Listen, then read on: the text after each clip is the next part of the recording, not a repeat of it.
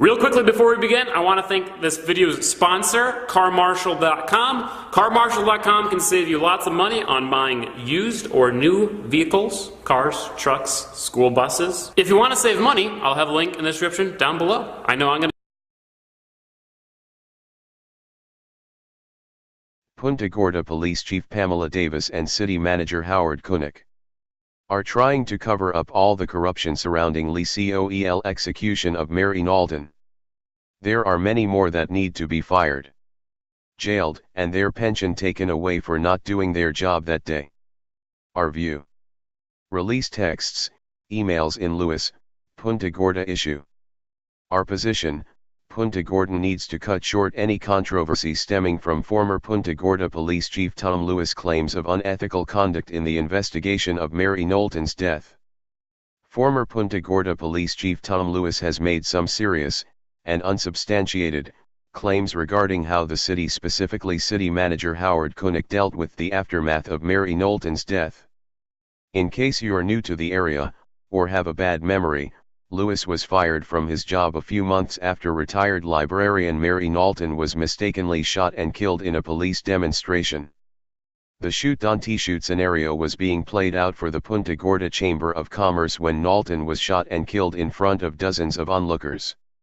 The tragedy resulted in criminal charges of culpable negligence brought against Lewis and negligent manslaughter against Officer Lee Coll, who fired the fatal shots with wad cutter rounds instead of blanks. Coll awaits trial. Lewis was found not guilty. Lewis recently filed requests with the new police chief, Pam Davis, and the FBI trying to correct what he says were mistakes in the investigation and unethical practices by the city and police department in the wake of the tragedy. Among the charges Lewis has made was a claim that members of the police force who testified in his trial were granted pay increases that were not deserved. He claims Kunnick granted the pay raises as a favor for making Lewis look bad. Kunnick says the raises were well deserved. Lewis also says a hired consultant, Sandy Porta, relayed messages from Kunnick, instructing him what to say publicly leading up to his trial with a promise he would retain his job when it was over. And, finally, Lewis has sent the police department the first couple of what he says will be about 12 requests for investigations, charging officers lied or misled investigators in his case. At first glance it all seems like a case of sour grapes from a person embarrassed by his role, or lack of a role, in the shooting death. But, Porta did admit she helped Lewis set up a website that requested donations to pay for his legal expenses. She denied the other claims. We find it troubling that someone hired by the city to deal with the media would be working to help Lewis. Her claims that it was on her time don't wash because she was paid a lump sum, not by the hour. That lone fact is enough to question if some of the claims Lewis is making could be true. The air needs to be cleared. This is what we believe should happen next. First, we believe Lewis should compile all his grievances, including charges against an officer he admits he did not get along with, and file them with the police department so they can be investigated.